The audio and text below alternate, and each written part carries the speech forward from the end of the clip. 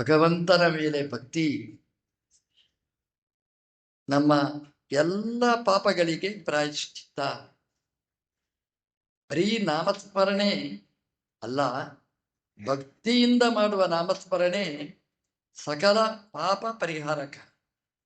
ಅಶೇಷ ಅಗಹರಂ ವಿದುಹು, ಎಲ್ಲ ಪಾಪಗಳಿಗೂ ಪರಿಹಾರಕವಾದ್ದು ಭಗವಂತನ ಭಕ್ತಿಪೂರ್ವಕವಾದ ನಾಮಸ್ಮರಣೆ. ಅದಕ್ಕಿಂತ ದೊಡ್ಡ ಪ್ರಾಯಶ್ಚಿತ್ತ ಮತ್ತೊಂದಿಲ್ಲ.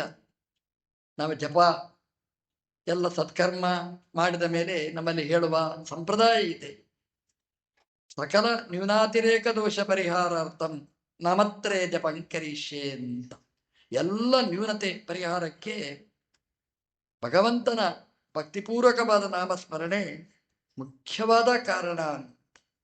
ಅದನ್ನೇ ಶ್ರೀ ಶುಕಾಚಾರ್ಯರು ಪರೀಕ್ಷಿತ್ ರಾಜರ ಪ್ರಶ್ನೆಗೆ ಉತ್ತರ ರೂಪವಾಗಿ ಹೇಳ್ತಾ ಇದ್ದಾರೆ. ಅದಕ್ಕೊಂದು ಇತಿಹಾಸವನ್ನೂ ಹೇಳ್ತಾರೆ. ಭಕ್ತಿಯಿಂದ ಮಾಡಿದ ದೇವರ ಸ್ಮರಣೆ ಎಂತೆಂಥ ಪಾಪಗಳನ್ನು ಪರಿಹಾರ ಮಾಡ್ತದೆ, ಅದಕ್ಕೊಂದು ನಿದರ್ಶನವನ್ನು ಇತಿಹಾಸದ ಮೂಲಕ ತೋರಿಸಿಕೊಟ್ಟಿದ್ದಾರೆ. ಕಾನ್ಯಕುಬ್ಜ ಅಂತ ಒಂದು ಗ್ರಾಮ. ಆ ಕಾನ್ಯಕುಬ್ಜದಲ್ಲಿ ಅಜಾಮಿಳ ಅಂತ ಒಬ್ಬ ಬ್ರಾಹ್ಮಣ ಕುಮಾರ. ನಮ್ಮಲ್ಲೆಲ್ಲ ಹೇಳುವುದುಂಟು, ಚಿಕ್ಕ ವಯಸ್ಸಲ್ಲಿ ಒಳ್ಳೆಯ ಸಂಸ್ಕಾರ ಕೊಡಬೇಕು, ಮಕ್ಕಳು ಕೆಡುವುದಿಲ್ಲ. ಅದಕ್ಕೊಂದು ಅಪವಾದ. ಅಜಾಮಿಳ ಎಂತಹ ಮನೆತನ, ವೈದಿಕ ಮನೆತನ. ಅಪ್ಪ ಅಮ್ಮ, ಇಡೀ ಅಜ್ಜ ಅಜ್ಜಿ, ಇಡೀ ಕುಟುಂಬನೇ ಭಗವನ್ಮಯವತ್ತು. ಎಂಥ ಸಂಸ್ಕಾರ ಕೊಟ್ಟಿದ್ದಾರೆ, ಚಿಕ್ಕಂದಿನಿಂದ ಒಳ್ಳೆಯ ಸಂಸ್ಕಾರಗಳನ್ನು ಕೊಟ್ಟಿದ್ದಾರೆ. ಆದರೆ ಅಜಾಮಿಳ ಜಾರಿ ತಪ್ಪಿದ.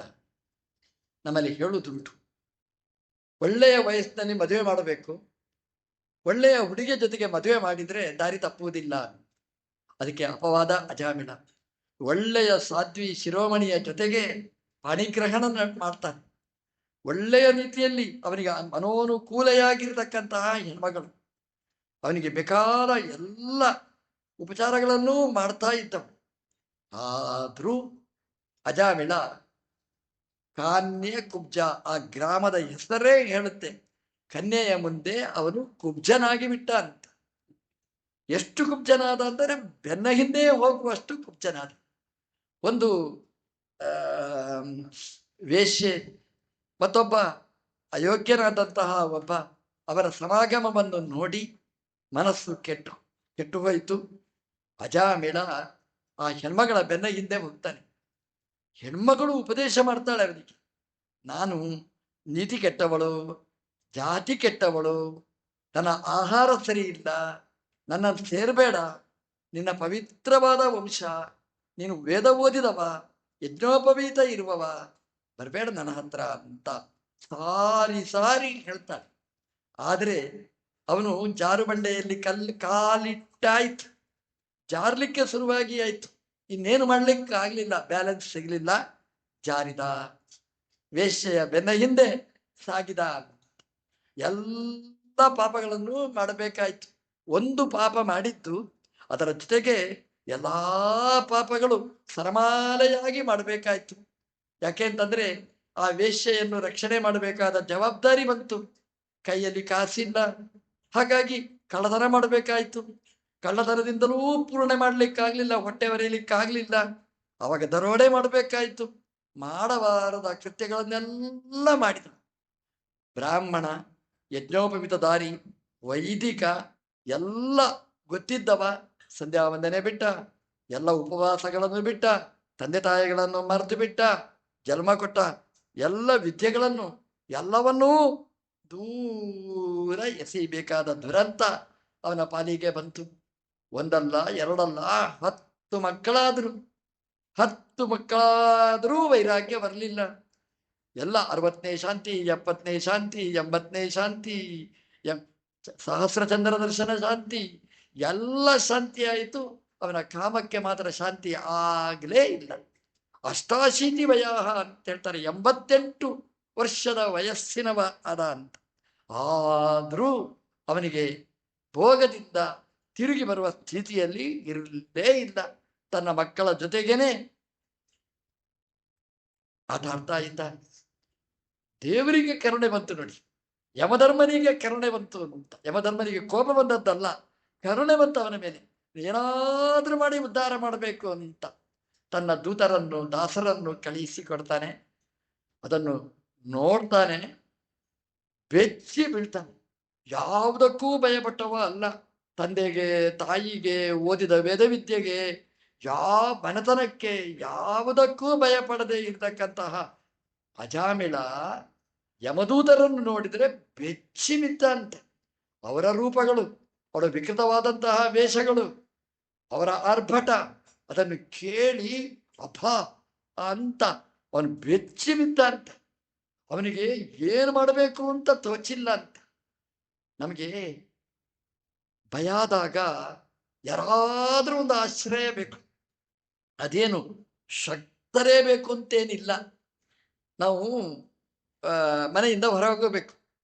ಹೊರಗೋಗ್ಬೇಕಾದ್ರೆ ಭಯ ಆಗುತ್ತೆ, ರಾತ್ರಿ ಕಾಲ ಅಂತ. ಒಂದು ಮಗುವನ್ನು ಇಟ್ಕೊಂಡು ಹೋಗ್ತೇವೆ ನಾವು, ಯಾಕಂದ್ರೆ ಇನ್ನೊಂದು ನಮಗೆ ಬೇಕು ಅಂತ. ಆ ಮಗು ಏನು ಮಾಡುತ್ತೆ ಅಂತ ಪ್ರಶ್ನೆ ಅಲ್ಲ, ಇನ್ನೊಬ್ರು ಬೇಕು ನಮಗೆ ಅಂತ. ಅಳ್ಳಿಕ್ಕಾದ್ರೂ ನಮ್ಮ ಮಗು ಇರಲಿ ಅಂತ ಇರ್ಬೋದೋ ಏನೋ, ಅಂತೂ ಇಬ್ರು ಬೇಕು ಅಂತ. ಹಾಗೆ ಅಜಾಮಿಳ ಭಯದಿಂದ ನಡುಗಿದ. ಇನ್ನೇನು ಆಶ್ರಯ ಬೇಕು, ಯಾರನ್ನು ಕರೀಲಿ? ಅಜಾಮಿಳ ನಾರಾಯಣ ಅಂತ ಕರೆದ. ತನ್ನ ಮಗನನ್ನೇ ಕರೆದದ್ದು. ದೊಡ್ಡ ಮಗ ಅಲ್ಲ, ಎರಡನೇ ಮಗ ಅಲ್ಲ, 9ನೇ ಮಗ ಅಲ್ಲ, 10ನೇ ಮಗ, ಅತ್ಯಂತ ಚಿಕ್ಕ ವಯಸ್ಸಿನ ಮಗನನ್ನು ಕರೆದ. ನಾರಾಯಣ ಅಂತ ಕರೆದದ್ದು. ಯಾಕೆ ಕರೆದ ಅಂತಂದ್ರೆ, ಈ ಯಮದೂತರಿದ್ದಾರೆ, ಅವರ ಜೊತೆಗೆ ಭಯ ಆಗ್ತಾ ಇದೆ, ಏನಾದ್ರೂ ಭಯ ಪರಿಹಾರ ಮಾಡು ಅಂತ ಇರಬೇಕು. ನಾರಾಯಣನನ್ನು ಕರೆದ, ಪುಟಾಣಿಯನ್ನು ಕರೆದ ನಾರಾಯಣ ಅಂತ. ನಾರಾಯಣ ಅಂತ ಕರೆದ್ರೆ ನಾರಾಯಣ ಬಂದನೋ ಇಲ್ಲೋ ಅಂತ ಭಾಗವತ ಹೇಳುವುದಿಲ್ಲ. ವಿಷ್ಣು ದೂತರು ಬಂದರು ಅಂತ ಹೇಳಿದ್ರು. ಯಮದೂತರಿದ್ರು, ವಿಷ್ಣು ದೂತರು ಬಂದರು ಅಂತ. ಅಜಾಮಿಳ ಮಿಕಾ ಮಿಕಾ ಅಂತ ನೋಡ್ತಾ ಇದ್ದಾನೆ. ನಾನು ನಾರಾಯಣ ಅಂತ ಕರೆದೆ, ವಿಷ್ಣು ದೂತರು ಬಂದರು. ವಿಷ್ಣು ದೂತರು ಅಂತ ಕಲ್ಪನೆ ಮಾಡ್ಲಿಕ್ಕೆ ಆಗ್ಲಿಲ್ಲ ಅವನಿಗೆ. ಅವರಿಬ್ಬರಿಗೆ ಜಗಳ ಪ್ರಾರಂಭ ಆಯ್ತು. ಯಮದೂತರು ಎಳಿಬೇಕಿತ್ತು, ವಿಷ್ಣುದೂತರು ತಡೀತಾರೆ. ಮುಟ್ಬೇಡ ಅಂತ ವಿಷ್ಣುದೂತರು ಹೇಳಿದ್ರು. ಯಮದೂತರು ಹೇಳಿದ್ರು, ನಮಗೆ ಬೇಕಾದವ ಇವ ಅಂತ. ವಿಷ್ಣುದೂತರು ಹೇಳಿದ್ರು, ನನಗೆ ಬೇಕಾದವ ಇದ ಅಂತ. ನೋಡಿ, ಅನ್ಯಾಯ ಮಾಡಿದವ ನನಗೆ ಬೇಕು ಅನ್ನುವ ಒಂದು ಸಂಗ್ರಾಮಕ್ಕೆ ಕಾರಣನಾದ ಅಂತ ಭಾಗವತ ಉಲ್ಲೇಖ ಮಾಡುತ್ತೆ. ಇಲ್ಲದಿದ್ರೆ ಭಾಗವತ ಈ ಕಥೆಯನ್ನು ಹೇಳುತ್ತಾ ಅಂತ ಪುಣ್ಯಾತ್ಮನಾದ್ದರಿಂದಲೇ ಅವನ ಕಥೆಯನ್ನು ವಿಶೇಷವಾಗಿ ಉಲ್ಲೇಖ ಮಾಡ್ತದೆ.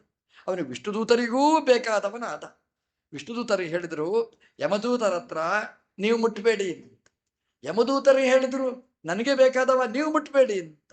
ವಿಷ್ಣುದೂತರು ಹೇಳಿದ್ರು, ನಿಮ್ಗೆ ಯಾಕೆ ಬೇಕು ಇವ ಅಂತ. ಯಮದೂತರು ಹೇಳಿದ್ರು, ಇವ ಅನ್ಯಾಯ ಮಾಡಿದ್ದಾನೆ ಅಂತ. ವಿಷ್ಣುದೂತರ ಹತ್ರ ಕೇಳ್ತಾರೆ ಯಮದೂತರು, ನೀವು ಯಾಕೆ ಬಂದಿದ್ದೀರಿ ಕರ್ಕೊಂಡು ಹೋಗ್ಲಿಕ್ಕೆ ಅಂತ.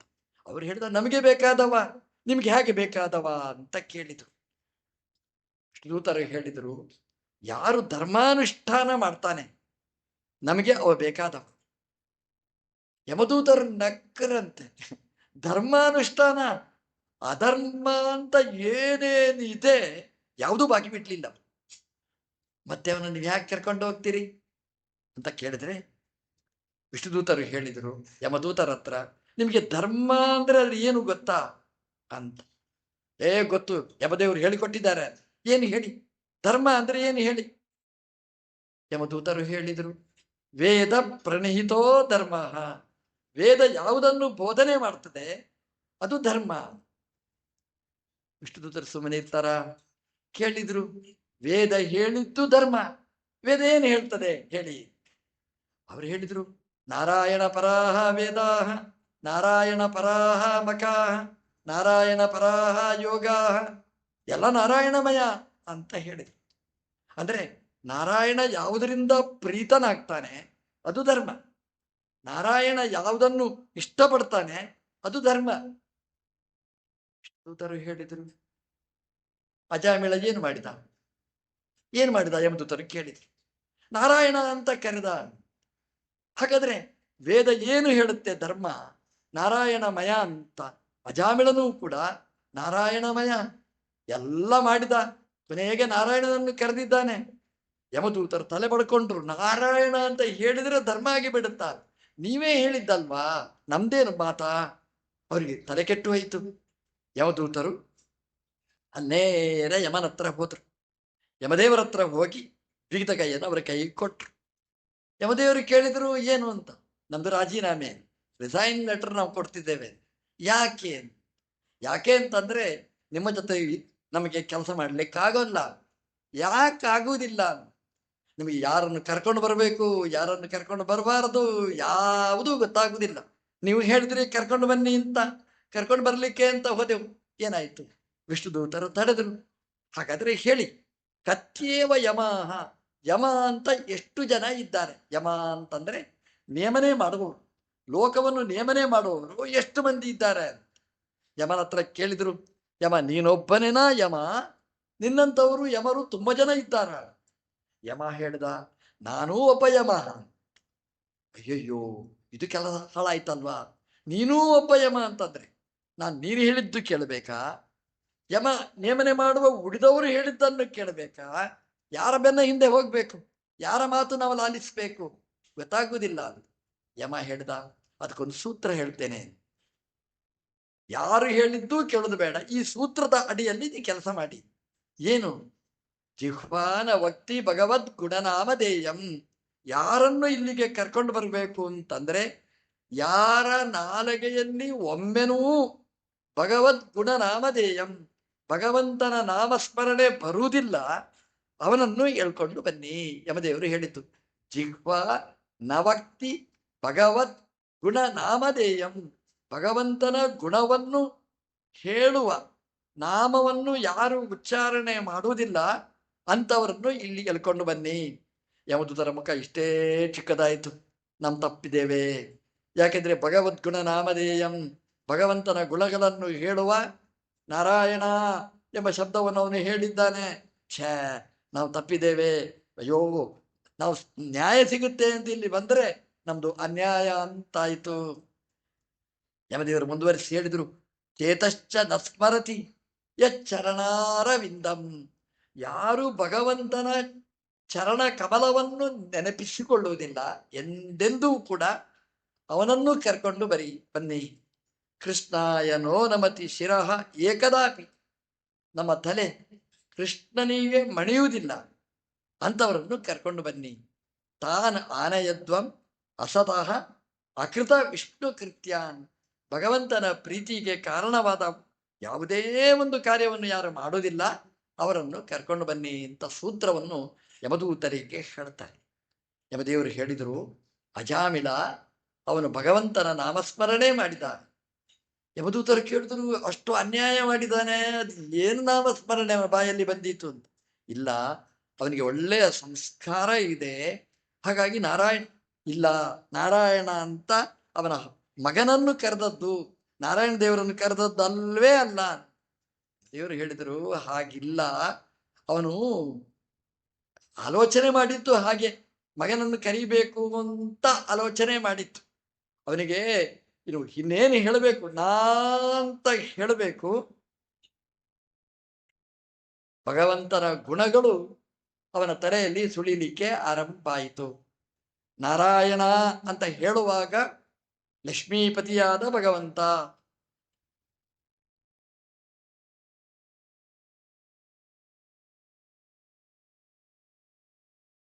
ನಾರಾ ಅಂದ್ರೆ ಲಕ್ಷ್ಮೀದೇವಿ, ಅರ ಅಂದ್ರೆ ದೋಷಗಳು, ಅರಾಹ ಅಂದ್ರೆ ದೋಷಗಳು, ನಾರಾ ಅಂದ್ರೆ ದೋಷರಹಿತಳಾದ ಲಕ್ಷ್ಮೀದೇವಿ, ಅಯನ ಅಂದ್ರೆ ಅಧಿಪತಿ, ಲಕ್ಷ್ಮೀಪತಿ ಅಂತ ಅದಕ್ಕೆ ಅರ್ಥ.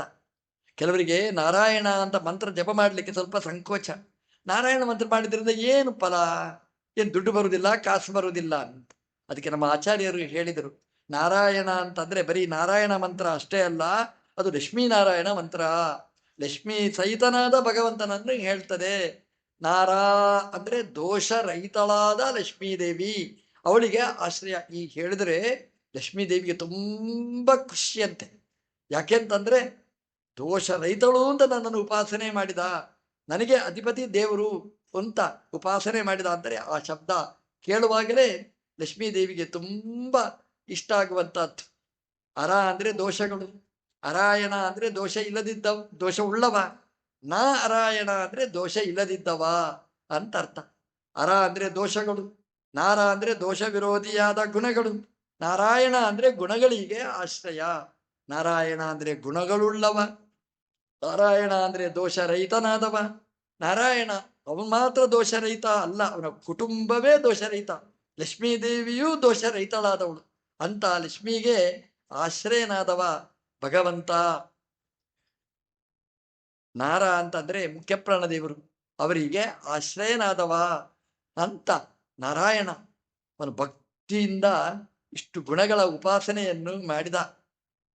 ನಾರಾಯಣ ಕರೆದದ್ದು ಮಗನನ್ನೇ, ಆದರೆ ನಾರಾಯಣ ಅಂತ ಹೇಳುವಾಗ ಭಕ್ತಿಯ ಕಥಿತಃ, ಭಕ್ತಿಯಿಂದ ಕಥನೆ ಮಾಡಿದ್ದಾನೆ. ಹಾಗಾಗಿ ದೇವರ ಸ್ಮರಣೆ ಬಂತು. ನಾರಾಯಣ ಅಂತ ಕರೆದರೆ ದೇವರಿಗೆ ಇಷ್ಟವಾಗಿ ವಿಷ್ಣು ದೂತರನ್ನು ಕಳಿಸಿಕೊಟ್ಟದ್ದು. ಹಾಗಾಗಿ ಅವನನ್ನು ಬಿಟ್ಬಿಡಿ ಅಂತ ಯಮದೇವರು ಹೇಳ್ತಾರೆ ಅಂತ. ನಮ್ಮಲ್ಲೆಲ್ಲ ಒಂದು ಸಂಪ್ರದಾಯ ಇದೆ, ಈ ಸತ್ತ ಮನೆಯಲ್ಲಿ ನಾರಾಯಣ ನಾರಾಯಣ ನಾರಾಯಣ ಎಲ್ಲರೂ ಹೇಳೋದು ನಾರಾಯಣ ನಾರಾಯಣ, ಅದು ಕಣ್ಣೀರು ಹಾಕೊಂಡು ಹೇಳೋದು. ನಾರ ಅಂತಂದ್ರೆ ನೀರು ಅಂತ ಅರ್ಥ, ನಾರಾಯಣ ಅಂದ್ರೆ ನೀರಿಗೆ ಆಶ್ರಯ, ನೀರಲ್ಲಿ ಇರುವವ ಅಂತ. ಕಣ್ಣೀರಲ್ಲಿ ಇರುವವ ಅಂತ ಅರ್ಥ ಅಲ್ಲ, ಕಣ್ಣೀರು ಒರೆಸುವವ ದೇವರು ನಾರಾಯಣ ಅಂತ. ಆ ದೇವರು ನಾರಾಯಣ ಅಂದ್ರೆ ಸತ್ತವರನ್ನು ಸದ್ಗತಿಗೆ ಕರ್ಕೊಂಡು ಹೋಗುವವ ನಾರಾಯಣ. ಬದುಕಿದಾಗಲೂ ನಮಗೆ ನಾರಾಯಣ, ಸತ್ತಾಗಲೂ ನಾರಾಯಣ. ಆ ನಾರಾಯಣ ನಮಗೆ ಬೇಕೇ ಬೇಕು. ಅಜಾಮಿಳ ನಾರಾಯಣ ಅಂತ ಕರೆದ. ತನ್ನ ಮಗ ಬಂದನೋ ಇಲ್ಲೋ ನೋಡ್ಲಿಲ್ಲ. ಯಮದೂತರು ಹೋದ್ರು, ಆಚೆ ವಿಷ್ಣುದೂತರೂ ಹೋದ್ರು. ನೋಡ್ತಾನೆ ಅಜಾಮಿಳ, ನಾನು ನಾರಾಯಣ ಅಂತ ಒಂದು ಕರೆದದ್ದಕ್ಕೆ ಯಮದೂತರು ಹೋಗಿಬಿಟ್ರು, ವಿಷ್ಣುದೂತರು ಬಂದರು, ನನಗೆ ರಕ್ಷಣೆ ಮಾಡಿದರು. ನಾನು ಜೀವನ ಇಡೀ ನಾರಾಯಣ ಅಂತ ಹೇಳಿದ್ರೆ ನಾನು ಎಂಥ ಉದ್ಧಾರ ಆಗ್ಬೇಕು ಅಂತ ಹೇಳ್ದ. ಅಲ್ಲಿ ವೇಶ್ಯೆಗೂ ಹೇಳಲಿಲ್ಲ, 10 ಮಕ್ಕಳಿಗೂ ಹೇಳಲಿಲ್ಲ, ನಾರಾಯಣ ಹತ್ರನೂ ಮಾತಾಡ್ಲಿಲ್ಲ. ಅಲ್ಲಿಂದಲೇ ಜಾಗ ಖಾಲಿ ಮಾಡಿದ ಅಂತ ನೇರ ಹರಿದ್ವಾರಕ್ಕೆ ಬಂತ. ಅವನಿಗೆ ಹೇಗೆ ಗೊತ್ತಾಯ್ತು? GPS ಹೇಗೆ ಗೊತ್ತಾಯ್ತು? ಶಾಸ್ತ್ರಾಧ್ಯಯನ ಮಾಡಿದವ. ಅವನ ಪುಣ್ಯದಿಂದಾಗಿ ಓದಿದ ಶಾಸ್ತ್ರ ಎಲ್ಲ ನೆನಪಾಯ್ತು. ಗಂಗಾ ದ್ವಾರ ನೆನಪಾಯ್ತು, ಹರಿದ್ವಾರ ನೆನಪಾಯ್ತು, ಗಂಗೆ ನಮ್ಮನ್ನು ಶುದ್ಧಿ ಮಾಡ್ತಾಳೆ ಅಂತ ನೆನಪಾಯ್ತು. ಎಲ್ಲವನ್ನು ತೊರೆದ, ಅಲ್ಲಿಗೆ ಬಂದ. ನಾರಾಯಣೇತಿ ಮಂತ್ರೋಸ್ತಿ ವಾಗಸ್ತಿ ವಶವರ್ತಿನಿ ತದಾಪಿ ನರಕೇ ಘೋರೆ ಪದಂತಿತಿ ತದದ್ಭುತಂ. ಎಲ್ಲವನ್ನು ತೊರೆದ ಹರಿದ್ವಾರಕ್ಕೆ ಬಂದ. ಹರಿದ್ವಾರದಲ್ಲಿ ಬೆಳಗ್ಗೆದ್ರೆ ಸ್ನಾನ ಮಾಡಬೇಕು, ಚಳಿ ಅಂತ ಪ್ರಶ್ನೆನೇ ಇಲ್ಲ. ಮುಳುಗಿದ ಮುಳುಗಿದ ಮುಳುಗಿದ. ಅಲ್ಲಿಯೇ ಜಪಗಳನ್ನು ಮಾಡಿದ, ಅಲ್ಲಿಯೇ ನಾರಾಯಣ ದೇವರ ಸ್ಮರಣೆ ಮಾಡಿದ, ಮಂತ್ರಗಳನ್ನೆಲ್ಲ ಜಪ ಮಾಡಿದ, ಅಗಮರ್ಶನ ಸೂಕ್ತಗಳನ್ನೆಲ್ಲ ಪಠನೆ ಮಾಡಿದ. ಎಲ್ಲ ಸಂಸ್ಕಾರ ಅವನ ಹತ್ರ ಇತ್ತು. ಅವನು ಮಾಡಿದ ಆ ಜಪ, ಅದರಿಂದಾಗಿ ಅಜಾಮಿಳ ಪರಿಶುದ್ಧನಾದ. ಅವನ ದೋಷಗಳೆಲ್ಲ ಪರಿಹಾರ ಆಯಿತು. ನಮಗೂ ಸ್ಫೂರ್ತಿ ಬಂತು. ಹಾಗೆ ಮಾಡುವ ಅನ್ಯಾಯ ಎಲ್ಲ ಮಾಡುವ, 90 ವರ್ಷ ಅನ್ಯಾಯ ಮಾಡುವ, ಮತ್ತೊಂದು ಉಳಿದ 10 ವರ್ಷದಲ್ಲಿ ನಾರಾಯಣ ನಾರಾಯಣ ಅಂತ ಹೇಳಿದ್ರೆ ಸಾಕು ಅಂತ. ಅದೆಲ್ಲ ಬರುವುದಿಲ್ಲ ನಾಲಿಗೆಯಲ್ಲಿ ನಾರಾಯಣ ಎಂಬಂತಹ ನಾಮ. ಅವನಿಗೆ ಅಜಾಮಿಳನಿಗೆ ಯಾಕೆ ಬಂತು ಅಂತಂದ್ರೆ ಅವನಿಗೆ ಜನ್ಮಾಂತರದ ಸುಕೃತ ಇತ್ತು. ಹಾಗಾಗಿ ಅವನಿಗೆ ನಾರಾಯಣ ಎಂಬಂತಹ ಸ್ಮರಣೆ ಬಂತು. ಹರಿದ್ವಾರದಲ್ಲಿ ಭಕ್ತಿಯಿಂದ ಮತ್ತೆ ಜಪವನ್ನು ಮಾಡಿದ. ಜಪ ಮಾಡಿ ಮಾಡಿ ಮಾಡಿ ಮಾಡಿ ದೇವರನ್ನು ಮತ್ತೆ ಒಲಿಸಿಕೊಂಡ, ದೇವರ ಅನುಗ್ರಹ ಸಂಪಾದನೆ ಮಾಡಿದ. ಆ ಅನುಗ್ರಹದಿಂದಾಗಿ ದೇವಲೋಕದ ವಿಮಾನದಲ್ಲಿ ಕೂತು ಅಜಾಮಿಳ ದೇವಲೋಕವನ್ನು ಸೇರಿದ, ಮೋಕ್ಷವನ್ನು ಪಡೆದ ಅಂತ.